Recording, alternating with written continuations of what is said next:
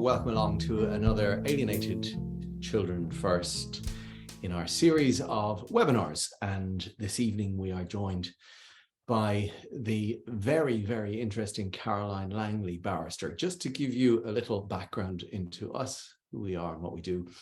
We're a group of volunteers who are passionate about ending parental alienation and any form of abuse, particularly against children. We're opposed, though, to all forms of abuse, including domestic abuse, be it by male or female. We are opposed to any kind of child abuse, be it physical, psychological, or emotional.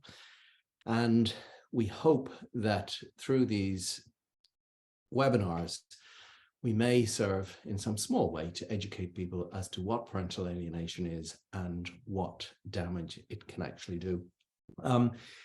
Tonight's expert, Caroline Langley, is an international barrister with some considerable pedigree. Caroline has worked in the UK, in the States, and in Ireland, of course, in Hong Kong, and ended up becoming something of a specialist in the area of child abduction. And Caroline will explain to us why any kind of, particularly international, but generally speaking, any kind of parental alienation, any kind of abduction by default is parental alienation, because the Stockholm syndrome will kick in, etc., where the kids just get so used to the other parent, be they good or bad, they will still prefer them. Like the famous Stockholm case, where the people who were kidnapped actually became friends with their kidnappers and then didn't want to leave them. So it's a very complicated issue. We also wanted to touch on the issue of the other webinars. First of all, you can look at alienated.ie, go to webinars, and you can click down. There's about 12 of them there, I think, at this stage, and they'll take you through all of the various peer-reviewed international experts' opinion as to what parental alienation is, what it does, and how it can harm children, and best of all, what we might do to stop it, or at least prevent it, ameliorate it in some way or another. One of the salient issues raised by Noel just before we came on air tonight is the issue of the DSM, and that being the official register of psychological disorders, and the fact that parental alienation is not considered a psychological disorder. But then again, of course, neither is domestic violence, neither is coercive control. So it doesn't follow that because of that, it is not something bad and something which should and could be addressed. And I would hope it could be done so immediately with the assistance of Caroline Langley. Good evening, Caroline. How are you? Are you with us, Caroline? I see a mute sign. There you are. Good evening, Ken. Thank you for that lovely introduction. Tell me, how did you, it's not an area a lot of barristers are familiar with, not to mention specialize in. And you've not only specialized in this, but you've taken on a speciality within a very esoteric piece of the legislation to begin with, if there even is a legislation. How did you get involved in it in the first place, Caroline? Well, I'm qualified in 4 different jurisdictions, and it just seemed the best use of blending what had been a family law practice with a multi-jurisdictional practice. That's how I really started off with countries with either bilateral agreements or the Hague Convention, which then just in and of itself began to take over. That's how I came to doing Hague work. But what brought me to parental abduction was actually my first Hague case in federal court in the United States. And I was representing, there actually is a system in the US. There's a group called ICAAN, which are volunteers through the government to help impoverished, left behind parents come to the States to fight their cases. And I was helping a lady who'd come from Greece. She was she grew fruit, I think it was strawberries, and sold them at the side of the road. and she had sent her son off for the summer to stay with his father, and the child wasn't returned. This was about probably 20, 25 years ago. So there I was, my first big case, and she arrived off the plane and we went through all the debriefing, the affidavits, all the documents. We went off to court where, of course, we would be seeing her son and all the other people involved, the three-ring circus. Let me stop you 1 second, Caroline, because pardon my ignorance, what is a Hague case? That's well, a Hague case is an abduction case that involves countries that are parties to the Hague Convention. And I will go on to address that later in my presentation. Okay, so this is a case of international abduction. The lady that was selling the things on the side of the road, you're in court, you're just about to go and meet them, and you know the kid's going to turn up. Yeah, and he was about 11 years old at the time. So we were coming into the court down one end of the long hallway, and coming on down the other end was the son and the kidnapping father. And she said she had no English, but she just collapsed, said, my son, my son. So in my mind, I had replayed this scene of they would see each other, they would run together, trumpets would blare, you know, the chorus would sing. And he took one look at his mother from a distance and turned on his heel and walked in the other direction. And my jaw just hit the ground. I didn't know what was going on. I could not understand. And that was my introduction. Talk about jumping in the deep end. That was my first introduction to PA. I don't care if it's in the DSM or not. It without doubt exists. I am not a psychological expert at all, but I have seen it. I mean, every time there is an abduction case, there is PA. Abduction is the purest form of PA that there is. End of story. And I'm not even going to engage in people who oppose my view because there is no argument. So could you be I mean, what happens if the kid is abducted within the same estate, within the same neighborhood, within the same town? It doesn't make any difference. It really doesn't. And so in the same way that an abducted child is a PA child by default, in the same way, a child who is a victim of PA is also an abducted child. So the two really do go hand in hand. But I wonder if we might move on to, I've put a few slides together. I wanted to explain what happens in a Hague abduction case, because I had thought it was a fairly easy thing to explain the system. I now realize, as I put together these few slides, it's actually not that easy, but I want people who either are in the situation or know someone who's in it, not to be afraid of it, but just to kind of work through the slides. They will be available for anyone to download after the presentation on the ACF website. And so perhaps we could go to that. Yeah, if you just flick onto your okay, hold on to your hats. Here we go. I hope this all works. Technology. Hey, something's happening. Okay. Yes, you're on screen. Well done, Caroline. Okay. Whoops. You just go full screen with that. Yeah, there you go. There we go. All right. So this is just who I am. I'm a barrister, mediator, and attorney, and I qualify and practice in far too many jurisdictions, and I can be reached at Clark's Room, and my contact details are below on that slide. Okay, so today we're just going to be having a quick look into child abduction, what it means, and an ABC guide to how to get one's children back. Okay, I just have to move. Okay, so what I've done, I've created a fictional case, which is kind of a culmination of 3 cases that I had last year. It's just a case study of DD against MM in 2022, where a child has been abducted from Ireland to Poland, and the child is 11. D for dad, M for mom. In this scenario, I have portrayed the child as having been taken to Poland by the mother. Child abductions used to be predominantly done by a mother going back to her home country. The numbers are now evening up. So fathers are taking children just a little bit less than mothers in the statistics that we have. Okay, so the background to the scenario that we're going to go through is that mother and dad met in Poland in 2011. They had a child in 2012. They married in 2014, and where they were married is completely irrelevant to any proceedings.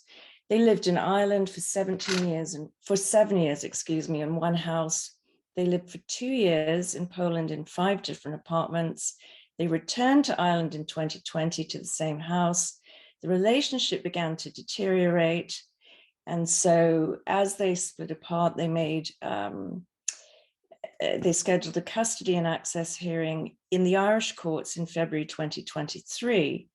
However, mother then alleged that she had encountered an event of domestic abuse.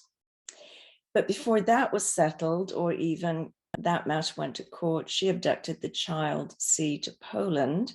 She arrived in Poland and immediately filed to get temporary custody of the child, bearing in mind there had been no custody proceedings in Ireland. The full custody hearing in Poland is scheduled for January 2023. The domestic abuse case hearing in Ireland is scheduled for February 2023. So this is a very real scenario. This is what happens. You get a child that's taken, there's a domestic abuse allegation or some kind of allegation in the home country. If it's not domestic abuse, it will be that the left behind parent is either an alcoholic or on drugs, or is some sort of character that makes them a bad parent.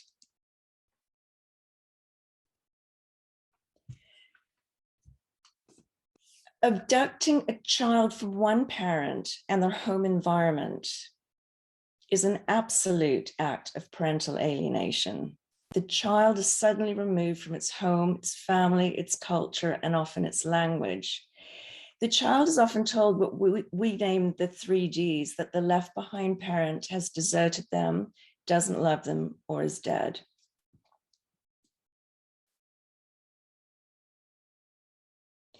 So in this case study, as I mentioned, the child has been taken from Ireland to Poland without the permission of the father. The child has been wrongfully removed from its habitual residence in Ireland and wrongfully retained in Poland. Now I'm using my words very, very carefully. Okay, so we don't say kidnapped, we say abducted or wrongfully removed or wrongfully retained. And we talk about habitual residence a lot. When I talk about the Hague, I've tried to highlight Hague terms in this orchid pink color. So the Hague Convention is a multilateral treaty signed not just by countries in Europe, but signed by countries like Australia, America, Canada, some Latin American countries. There are a few Asian countries and 1 or 2 African countries. But just for the sake of simplicity, I want only to talk about the Hague Convention today and a child being taken from one Hague country to another. All EU countries are members of the Hague Convention. And if you want to go to their website, it's quite a good website and easy to navigate. That's at www.hcch.net.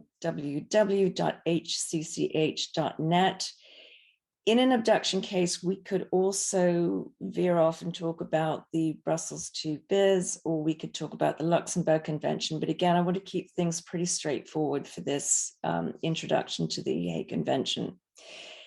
The point I'm going to keep repeating throughout and throughout and throughout, it is a jurisdictional remedy. The point of the Hague Convention is not to decide who is the better parent. It is not to punish the abducting parent. It is not to give favor to the left behind parent. The point of the Hague is so that the court can decide where the custody matter should be heard. I'll just repeat that. When a child is taken, in this case from Ireland to Poland, the court hearing is always in the taken to country. So the court hearing will be in Poland under the Hague Convention, the point of which is to determine where is the child's habitual residence. The child's habitual residence will be the court that then determines custody. So it's a two-part process. So never ever confuse custody and habitual residence Hague matters. Okay, so I just mentioned that the Hague is a jurisdictional remedy. What does that mean? It means that the Polish court decides where the child will be returned, whether the child will be returned to Ireland. When you have a first instance hearing under the Hague, someone's going to be unhappy at the end of it. If the order of return is granted, then the abducting parent is going to be unhappy and appeal, and vice versa. So there's always going to be a first instance hearing. There's always going to be an appeal. Part of what I'm trying to achieve in giving this particular talk tonight is I want to encourage people to think about representing themselves at the first hearing and saving whatever money they have for the appeal. Because at the first hearing, you're telling your story and you know your own story the best. There's kind of a case of Chinese whispers. Once you tell the central authority and then they tell the next central authority and then the Polish lawyer, you know, it just goes on and on and on. You know your own story. There's no reason for you not to go over to a court of first instance and argue your own case. In a Hague Convention hearing, the court only has two things to decide. Where is the child's habitual residence? And if they find that the habitual residence is in Poland, they don't really need to go any further. If they're not decided where the habitual residence is, they then go on to look at whether the abducting parent has a valid defense. And there are 6 defenses under the Hague Convention. We'll go through the 3 that are most often raised. So this is the hard part for alienated parents to hear. The court doesn't consider, or shouldn't, I should say, should not consider what is in the best interest of the child. That is not the standard that we're looking at here. We are looking at the black and white standard of where's habitual residence. So experts' reports and psychological assessments are not considered. Parental alienation can be raised. It will not be a deciding factor. Also, this is a civil court. It's not a criminal court. So anything that a left behind parent would like to allege a criminal allegation against the taking parent won't be entertained by a court of first instance listening to a Hague matter. I had someone say to me just earlier on that they were delaying their case in, it was a Hague country, because they were waiting for the Irish experts' reports to come through, which I was trying to gently point out that that's just not going to make any difference. So again, to reiterate the point for a third time, the court will only consider habitual residence and any defenses that the abductor might have. So I just put this slide up here that you can all look at and download in your own time. How do you find a lawyer in Poland? Because at some point, even if you do represent yourself, you're going to have to touch base with a lawyer in Poland. And you're going to have to do a lot of research on this. I have flagged the International Academy of Family Lawyers. That's an association I belonged to for a long time. The International Association of Lawyers, the Polish Bar Council, and I just pulled out the Warsaw Bar Association. There are a couple of different bar associations within Poland. So that's just to give you an idea, and that's just how to start this very long but very important step of finding a point person in Poland.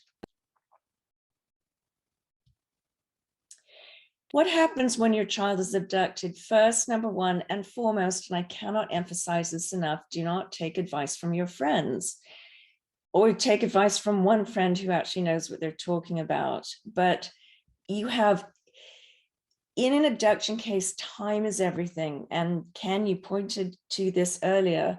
A child who is taken will undergo Stockholm syndrome within 3 weeks. So we want to get to that child as soon as possible. So histrionics with friends and family, and I don't mean to be unemotional about this, but there's a job to do. There's a business job. We have to get out of that starting gate.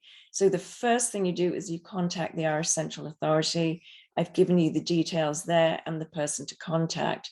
They will send you a form called the Central Authority Application Form.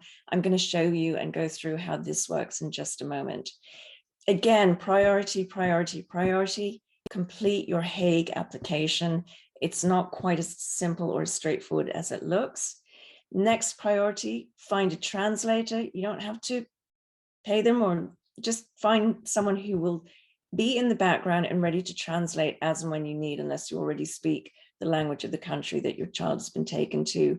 As I mentioned in the previous slide, research lawyers in Poland. Make a short list of 5 people that you think you might use as and when the time comes. Should you make a police report at this point? You can. That's up to you. Again, my focus is on getting the child back from the taken to country. The police report is something that happens here back in Ireland. Just depends how much time and energy you have to do that. Okay, again, we're in pink, so we're just going back to the Hague Convention where it says your application for return. So this is the form that the Central Authority has sent to you, may be accompanied or supplemented by, well, it says an authenticated copy of an important decision or agreement, an affidavit from a central authority, any other relevant document.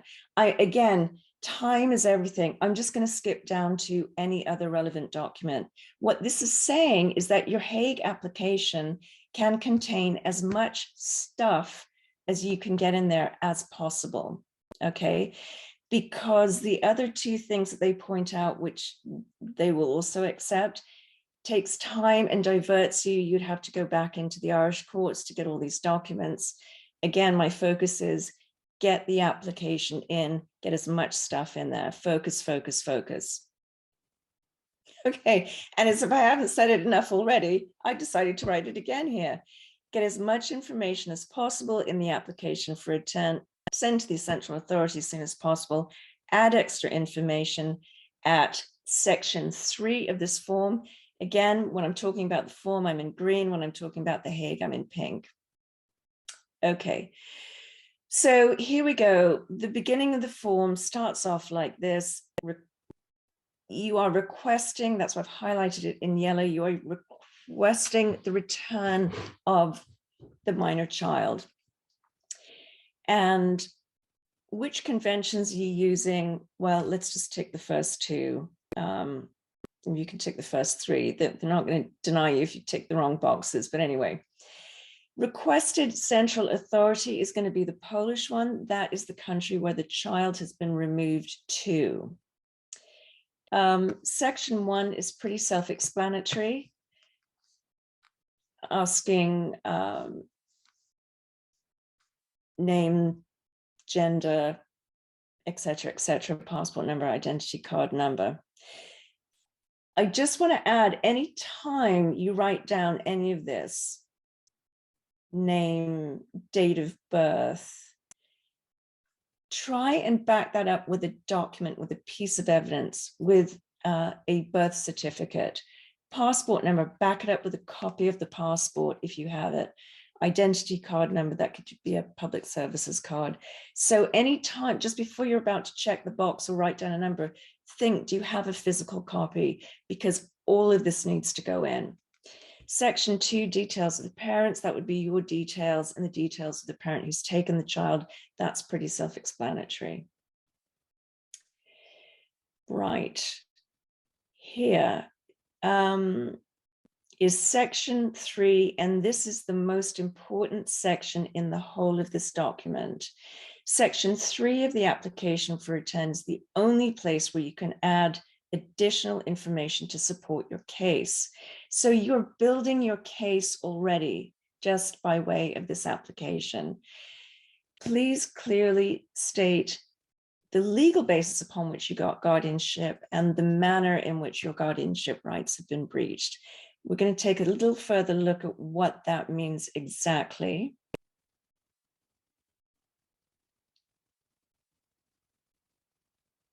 Okay, so here we just have to go back and look at the Hague Convention again. Oops. Sorry, I skipped a slide. Anyway, we're talking about habitual residence, what it is and how you prove it.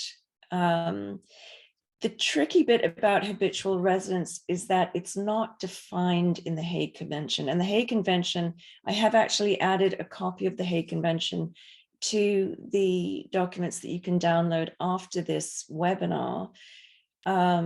It's a very small, there's only 35 sections. It's very, very small.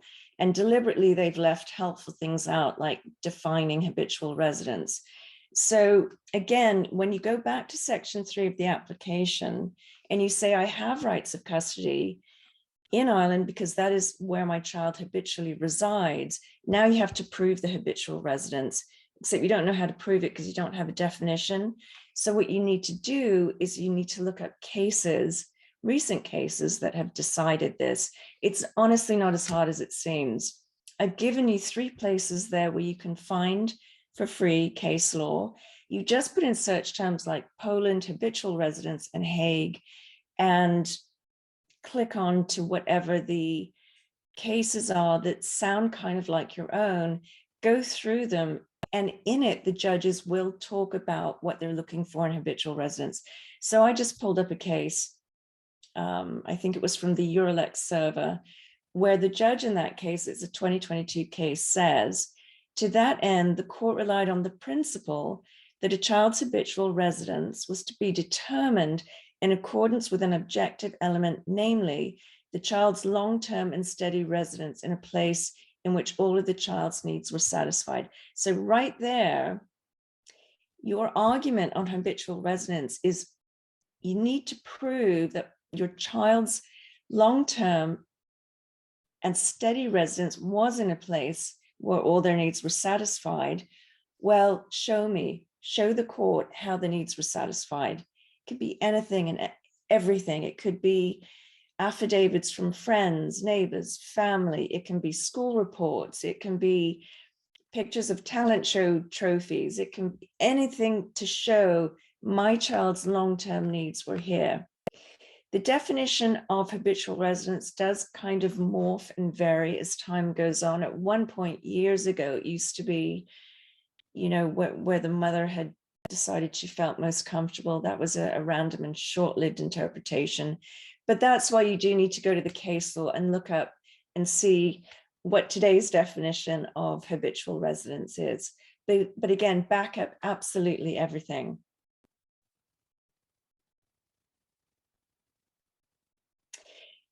The other thing you can do here in section 3, so you've proven your custody, you've proven your habitual residence.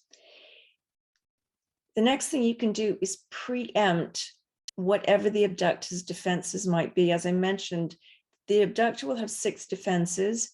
3 of them are hardly ever used. 3 of them are fairly often used. One is that the left behind parent consented or acquiesced to the removal. The second is that the child is settled in their new environment. And the third is grave risk. Consent and acquiescence, that may be where the parties have agreed that the child has gone for a holiday, and then the left behind parent maybe had agreed to an extension of the holiday, and somehow that gets argued as, well, actually you consented to the child leaving the country. That I don't see as much anymore. That used to be something that was used quite often. Settled in the new environment, the one-year rule. Well, it might sound difficult to get one's head around. How could you not know your child was abducted for a year? Well, it's quite easy if you don't know the address. All legal documents have to be served on the other party. If you can't serve the party because you can't know their address, you can't actually make the application. So that's one reason that you may not know definitively for a year where your child is. And the rule for the settled in new environment defense is that the left behind parent has 1 year from the time they knew or they ought to have known that the child was gone. Another reason could be, recently with COVID, children perhaps went away to visit someone, a parent in another country, and then got stuck with COVID, and then there were more excuses. And then suddenly the penny drops with the left behind parent. Oh my goodness, my child actually, they are wrongfully retaining my child. Now I can call it abduction. So that is a bit of a gray area. Grave risk is often raised. And this is where the allegation is that if the child is returned to, in this case, Ireland, they will be subject to a grave risk of harm. The way that this defense has been used more recently is that the left behind parent is abusive. There is an allegation of domestic abuse. Therefore, the child will be in harm when the child returns. The point is, a domestic abuse allegation, more often than not, is between partners and actually isn't to do with the child. The courts will often confuse this, the waters will get muddied, and grave risk is often raised and relied upon by the court, I think, in the wrong way. Certainly many times that I've seen it. I did forget to put one other defense in there, which is the child objections. And in the case I told you about, the reason I came to PA, that 11-year-old child did give evidence. I'm very against children giving evidence, but did give evidence. And in the States, before you have a witness speak, you have witness statements, and the child repeated absolutely everything verbatim in the witness statement. I object to children giving evidence because they will always be coached.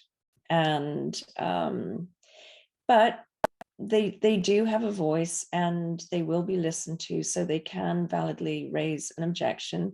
And certainly if they've been brainwashed enough and been told that the left behind parent is, a monster, they probably don't want to go back to that, or believe they don't want to go back to that. So just to review, in section 3 of the application for return, you have the opportunity to establish your rights of custody, the child's habitual residence, that you did not consent to the removal, that you have brought the application within 1 year of removal, and that there's no grave risk. You can't really speak to the child's objections at this point because you don't know what they are. And you may see down below, I've put document, confirm, print, repeat, document. So just everything, every time you lift your pen up, can you back it up with a document? Right. Section 4 is just, date and place of marriage. That's really not going to be of any relevance for anything. Date of requesting person, that's your name and your details of solicitor. Please indicate whether you'd prefer the central authority to contact your solicitor. My focus really is getting people to sit in the driving seat and take their own cases in their own hands. So here I would say, why have an intermediary? Talk to the central authority yourself directly. Nothing to be afraid of.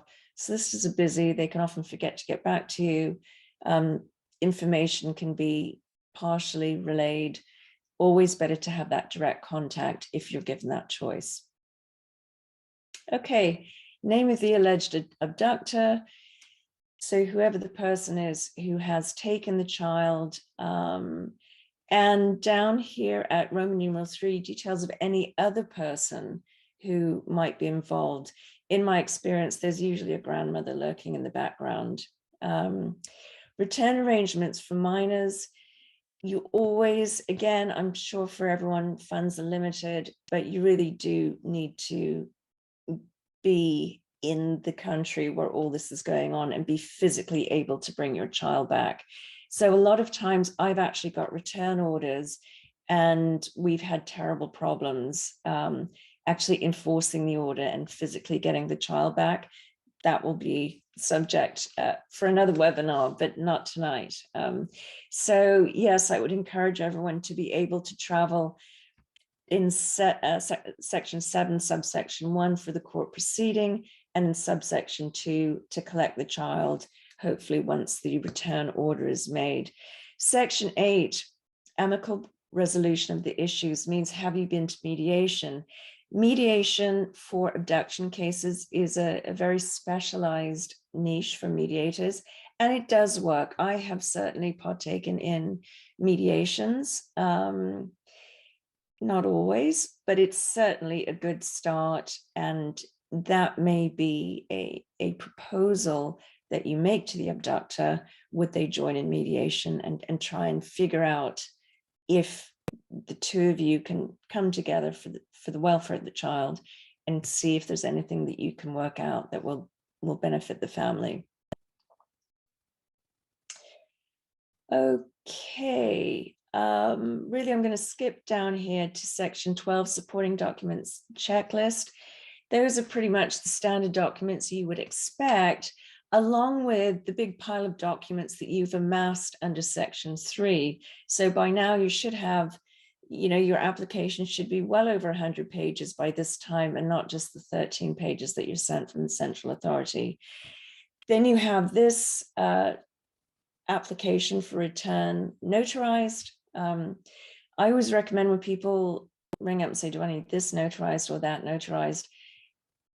I always just say yes, because it's better to err on the side of caution.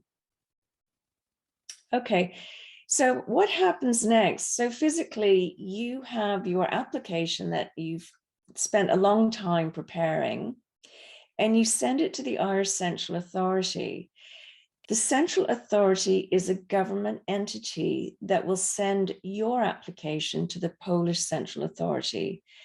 Now, please know the Central Authority is simply a government department. They are not a legal service. They are not a police department. They are simply the intermediary. Now, when your application reaches the Polish Central Authority, it's still a lay document, so it gets converted into a legal document, which is now called your petition for return, and that is then lodged with the Polish court. Now, this is very much a gray area and very country specific. Who converts the application into a petition? Some countries have their own central authority lawyers that do it. Otherwise, they may come and ask you to appoint a lawyer from perhaps the list that they can recommend. They may offer legal aid, they may not. So I can't really speak definitively as to how that next piece happens, but there is always the option that you can, of course, write the petition yourself, and no reason not to. You can simply find a template, write the petition yourself, get it translated and submit it to the relevant Polish court, or you yourself can find a lawyer in Poland, submit the 100 pages of the application that you've done with all the relevant information, and then this goes to the Polish court. The relevant Polish court will be the one in the jurisdiction where the child is residing. So now we have two approaches, which again, I always encourage my clients to do at the same time. We have the indirect approach through the central authority. These are all government departments. So needless to say, things don't move terribly quickly. And then go ahead and do the direct approach. Do your own petition directly to the court, or do it through a Polish lawyer. So with a direct petition, if you go to any of the EU websites, the majority of them do have an English translated section. So I went to the Polish website and it throws up a whole guide, on how to submit an application for the return of your child. And within that guide, it actually says you can put your application into the central authority, or you can go directly to the court, which is what I was just saying in the last slide. There is no harm having two parallel petitions. And the reason we I encourage my clients to do this is, again, it's a time factor. Things can go very slowly through the central authority. If your own petition gets picked up first in time, that's the one that will be held. I did have to laugh the other day when I was reliably informed that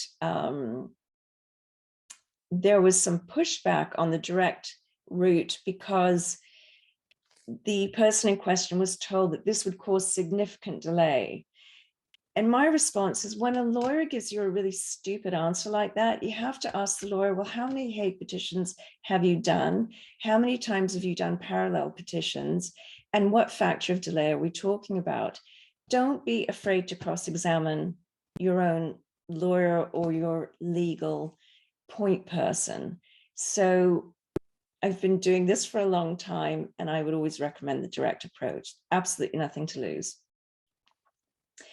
Well, shouldn't I be going to court in Ireland? Why are we focusing on Poland? The answer is this.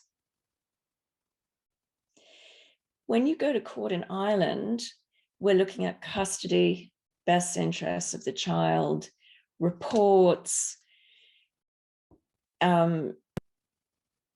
allegations of violence or domestic abuse, all very topsy-turvy, muddied water, taking a long time.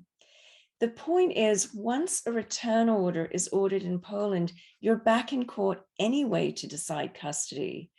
So you kind of don't really need to go twice. And financially and energetically, it's really terribly draining to have all this going on at the same time. So I wouldn't really be running to court unless you feel that you need to. It wouldn't be, in terms of a Hague application, the priority. So this is what happens if you or your legal representative go to Polish court and you come in with your best interests arguments and you come in with the voice of the child, and the Polish judge goes, this is a Hague application. What? I don't understand. However, in Polish court, if you appear with your very well drafted petition with all the supporting evidence that you yourself, the client, prepared in that application, the judge just wants to hang her wig on something. Check custody, check habitual residence, check there was no consent, check the application was brought within a year, check there's no grave risk. Boom, order for return. Fantastic. Not quite over yet. Because after the first hearing, as I mentioned before, there will always be an appeal. So the child will stay in the country it has been taken to until the appeal is heard. Hopefully the return order is upheld, and so the child will then be returned to its proper habitual residence of Ireland. And that's then when you go to court for a decision on access and custody. And the advantage of doing it now is you have a child that has been the victim of an abduction. So now you can look at all the best interests arguments. You can address any allegations of domestic abuse. You can bring up the parental alienation and the abduction. And that's where those arguments belong, in the Irish courts. And that's me. All right, that's all I have for this edition of Hague applications and how they work. I hope this has made any sense. And I'm happy to go back to you, Ken, and take over any questions. Good Lord, I love that mess behind you. It's even worse than my office. I thought I was the most disorganized person I'd ever come across, but that's just... This organization in the madness. Well, yes, unique to you. Caroline, that was fascinating. And the great news is it's also a step-by-step guide. You know, I mean, we're going to have to put some keywords with this when we put it up online to say, has your child been abused from Ireland? Here's a step-by-step guide, because that's extremely useful and helpful. And I doubt there's anything like that. Excuse me, Caroline. There were a number of questions. There's about 60 odd that have come in during that from from viewers, which I will come to. There are a couple, though, that I just wanted to clarify first, if I may, Caroline. The first thing is that the Hague Convention is a jurisdictional remedy. Does that imply that the Hague Convention really does nothing other than decide where a court is to hear the matter? Exactly. 100%. Got it one. You were listening, top marks. Okay. Well, I wish my teachers had been like you. I tell you, they definitely weren't. The second thing then that concerned me was, of course, we're all very familiar with the strategy, particularly in cases of parental alienation, where, you know, the parent who wants to disenfranchise the child from the other parent simply kicks the ball down the road, and then kicks it down again, and then kicks it down again. And, you know, I know of cases that have gone on for 12 years. So, you know, a mother that lost her 3-month-old child is still fighting for access to see that child when the child is 13 or 14. And at this stage, the child hardly knows who the mother is. And, you know, perhaps the father has another woman in his life by then who the child regards as being the mother. So when they eventually do get some judge who is prepared to seriously take the case, the result is that it's too late. The kid's childhood is gone. The kick the ball down the road trick works every time. So when I hear that a mere 1 year, I think you mentioned the 1 year rule, is that what you called it, where the child is established as having been settled in a new environment, you have no grounds with which to even make an application. I mean, that's pretty scary. That's correct.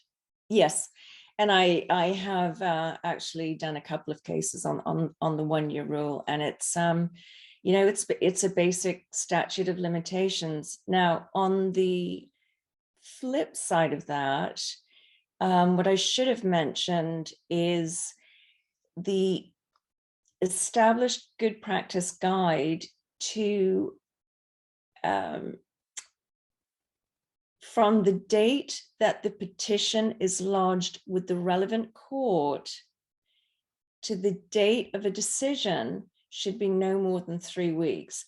Now, I'm just going to say that again, because I've had so many parents call me and say, I've just spoken to the central authority and they've sent me the form and my kid will be back in 6 weeks. Remember, the form is the application. It's the petition that's the legal bit, and the petition has to be physically lodged in the court. So getting the application, this is why I'm so keen for people just to go off and do the direct route, getting the application to physically lodging it in court could be a long time, several months. Now, I can tell you not one, but my most successful case was 3 weeks from the day the child was taken. The child was home within 3 weeks. And that was a case between the United States and Canada. And I just happened at that time to have all the right contacts. I mean, it was like dominoes. Everything fell into place. One of my cases that was covered by, I think it was CNN, was 5 years from beginning to end. And similar to the instance that you were just relating, Ken, that the baby had been taken aged a few months, and so didn't really know her father, and they had been taken to Argentina. So by the time they got back to the States 5 years later, the children's first language was indisputably Spanish. And now, you know, there's a cultural thing, and it's just very, very traumatic. That's why I kept emphasizing in my talk, this is, you know, this is a race. This is all about time. So I don't want to be unkind or unemotional by saying child's best interest don't even come into play here. And they don't, because this is purely a black and white decision. Where is the best court to hear? Where is the proper court to hear the case? So, and by doing this quickly, you do have your child's best interests in mind and are keeping those uppermost. Wow. Okay. That one that I mentioned there, the 1 year rule, was number 4. You also discussed with us numbers 3 and 5. So we've 3, 4, and 5. I don't. Can you just remind me what 1 and 2 were, or did you? 1 and 2 were custody and habitual residence, and that Okay, was so actually that was 2 as well. the slide that I skipped over, which was really about, you know, No, that's fine. Yeah, how do you establish custody? And then the next one was habitual residence. Yeah. So those are the 5 key pointers you want to focus on. And of course, when you're in a highly emotional state, which goes back to my first point, don't talk to too many people because you just need your wits about you. It's very, very hard. It's very hard. So again, keep those 5 points in mind and keep focused on them. And why would you not talk to you know, your friends and family about something like this? I mean, obviously they're not experts, but you know, problem shared is a problem halved, and as you said, it's a very stressful time. Surely there's a form of therapy to be had by simply talking to people about this. I'm not saying don't talk to anyone. I'm just saying kind of just choose people who are going to hold that space for you and hold your emotions, and also people who you trust enough to say, okay, you're getting too over anxious. You've got a big job to do here. Let's get back to the wailing and gnashing of teeth. There's a time and a place, but let's try and divorce, if you like, the emotion from the business of what we've got before us. So, I mean, absolutely, people that are going to help you, but you sort of don't try and contain the emotion if that's possible.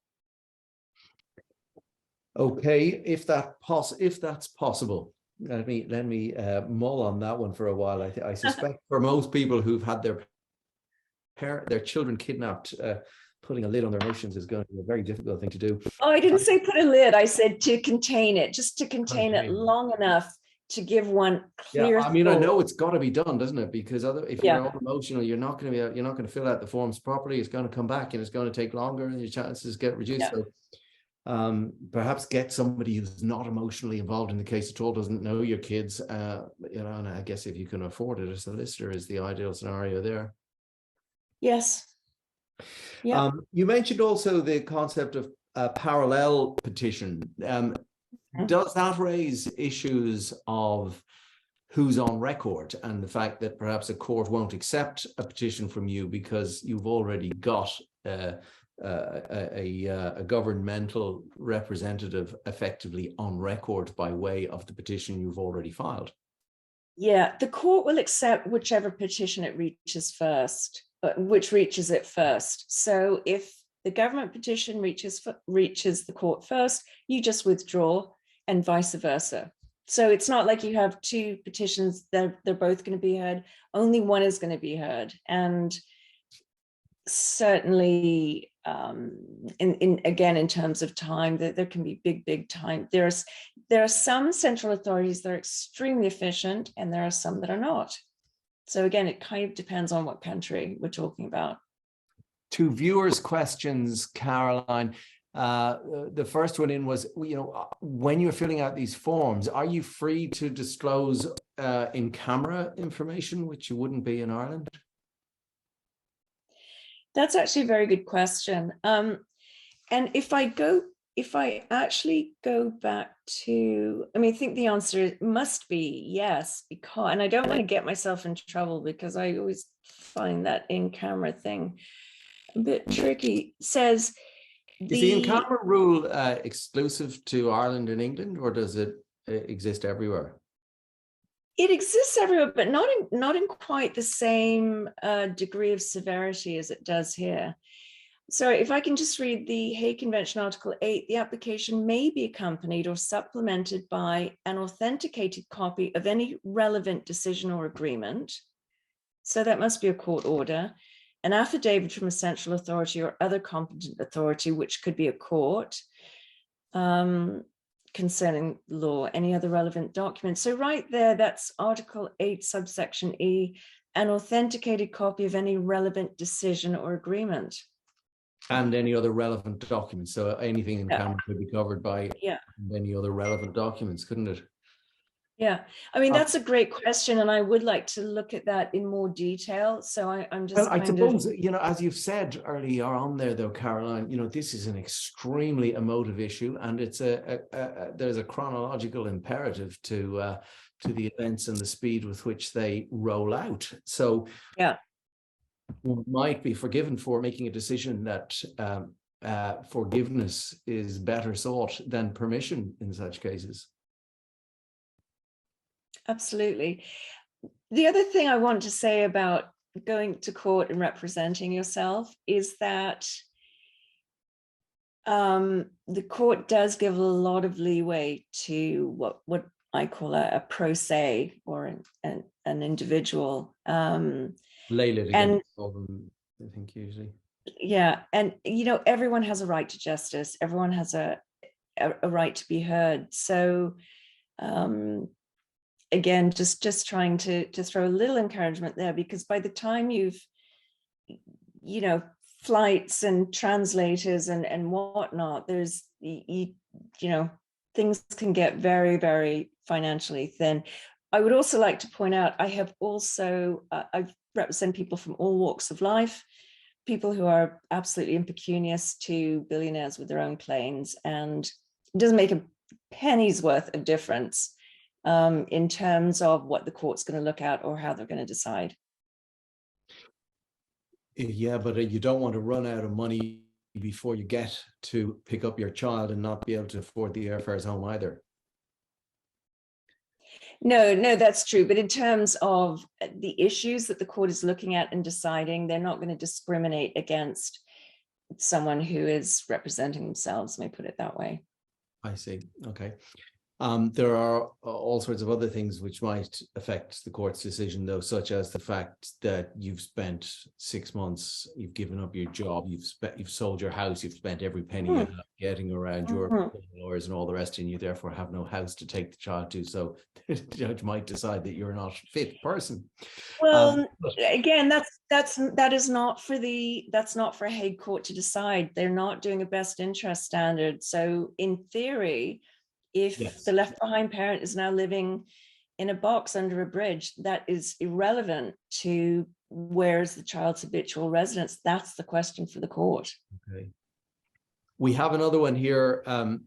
I must mention, sorry, Caroline, I forgot to say it at the beginning, that we're actually running a campaign to help parentally alienated parents and their kids, which is our messages for hearts of love on the Christmas trees. Parents and grandparents, if you have not seen your grandchild or children and will not see them again this year, buy a heart for €5 per family, and details of that are available at media@alienated.ie. I'd be murdered if I didn't mention that one.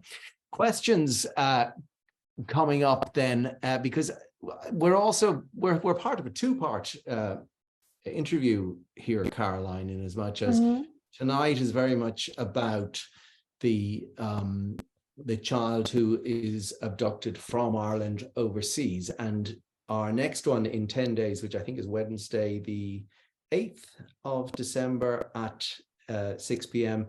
You're going to tell us all about kids who are abducted from overseas into Ireland and how to address that scenario. And if there's time, I would like to address the States, because that's another slightly different thing. And I'd also maybe like to just squeeze in just 5 minutes on what to do when the country isn't a member of the Hague Convention. Okay.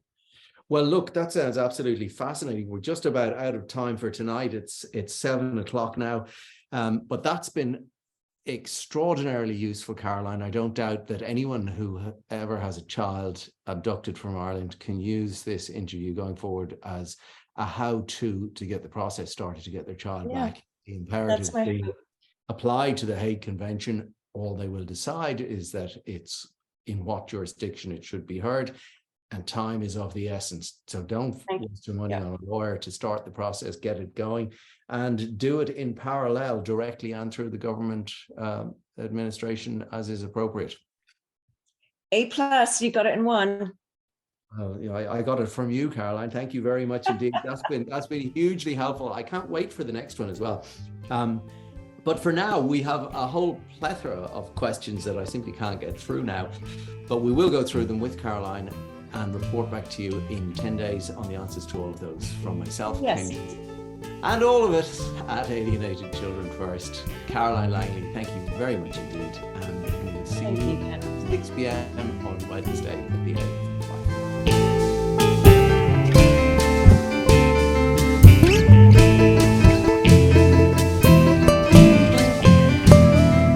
Saw my baby and my baby anymore.